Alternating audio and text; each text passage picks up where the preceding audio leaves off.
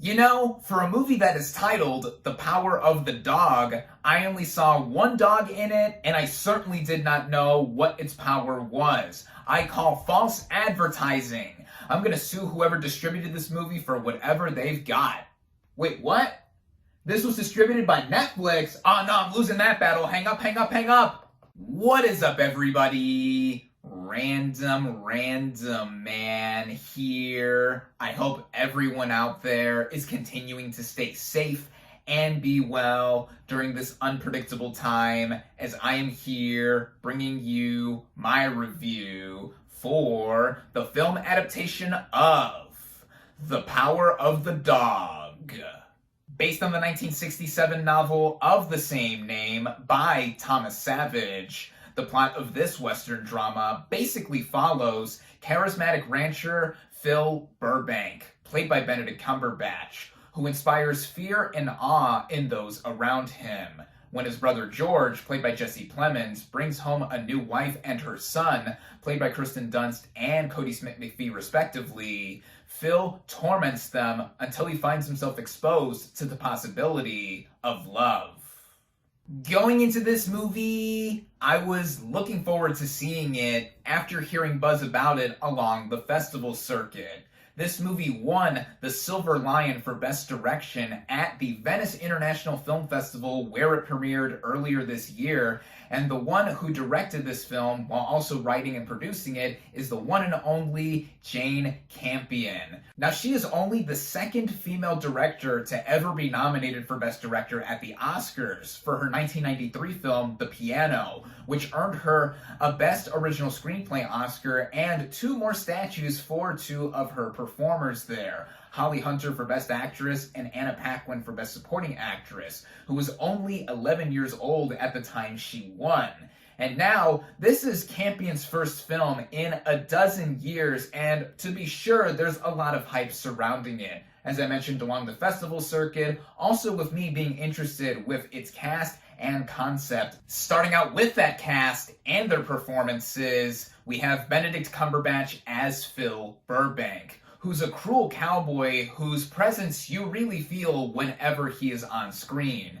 Now, normally Cumberbatch doesn't play villainous roles, though he has in the past, and here it is also quite different from what he has done before in just the demeanor and what his character is all about across the narrative. Whenever you see him enter a scene, you can even hear him enter the scene with the spurs on his boots being audible whenever he is present. And also just the way he carries himself and is like of no nonsense and someone you don't want to mess with. It instantly makes his character very alluring, while also having Cumberbatch perform in one of his best film turns I've seen from him thus far. Playing Phil's brother George is Jesse Plemons, and he, in contrast to Phil, is a kinder cowboy, and both of these characters own a huge tract of land that they herd cattle with. Now, seeing Plemons play a nicer character compared to the villainous Todd, let's say, from Breaking Bad, is something that I thought was a neat change of pace for the actor. Also, him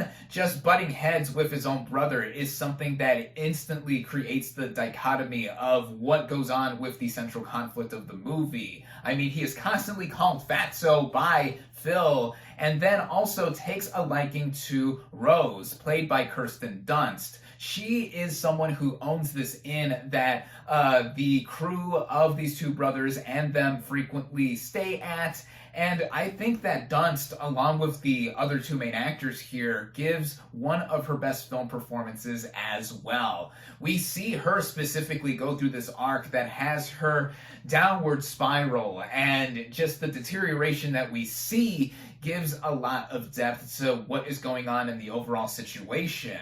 Also, as a quick side note, Plemons and Dunst are a couple in real life, so that's probably why I thought they legit had chemistry whenever they were on screen together. This also applies with her son Peter, played by Cody Smit-McPhee, and I think this is the best film performance I've seen from him thus far. He's still quite young in his film career, but I think just with this and whatever he's going to do next, he is certainly someone who's going to keep on growing and growing and growing.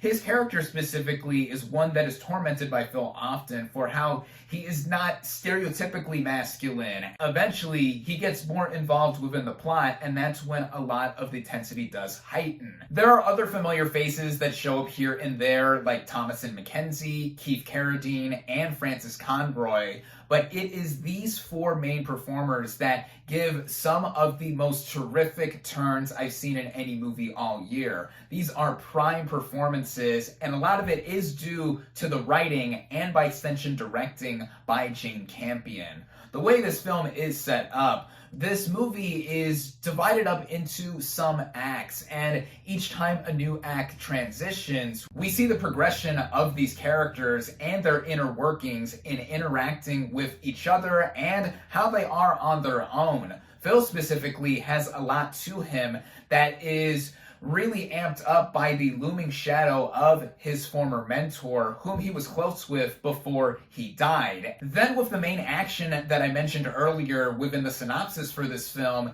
it further gets the movie going, and in running at just over 2 hours, I will admit that it took me a little bit within the first hour to get involved with what was happening. Now, the way this movie does run, it is not without intent at all with what it is trying to get across. It is purposely paced with how we get little bits here and there before a specific moment comes halfway through the movie. But I think that what makes up for the movie being a slower burn initially is the sense of atmosphere and aura that Campion as a director infuses this film with. And wow, this movie, in terms of how it is with its spectacle and just the overall era and setting that it takes place with, it is immersive. This film mostly takes place on this ranch area that the two main brothers own, and it was done on a modest budget to where I still got the intention of 1925 Montana being portrayed very well here. And it further gets me into talking about the technical elements of this film,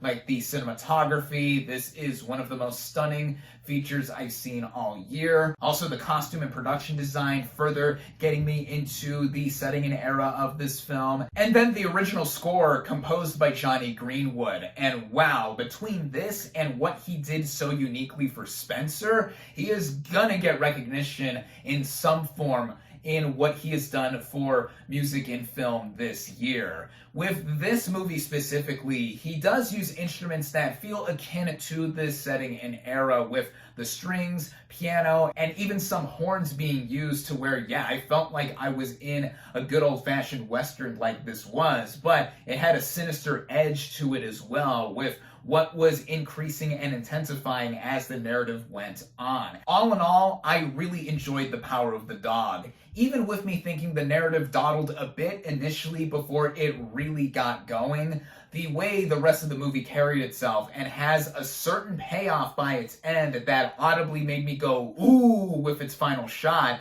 I think it makes for an experience that backs up not only that Campion is one of the best filmmakers within her generation, but she has not lost an ounce of what makes her someone to really watch out for. Couple that with how this is a primely performed film and a tensely taut Western drama that fans of the genre are certainly going to want to watch. This makes for something that I think will get awards recognition, or at least nominations across the board in various categories that this will have a surefire chance of competing in. I definitely recommend it.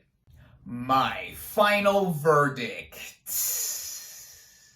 for The Power of the Dog is 4 out of 5 stars.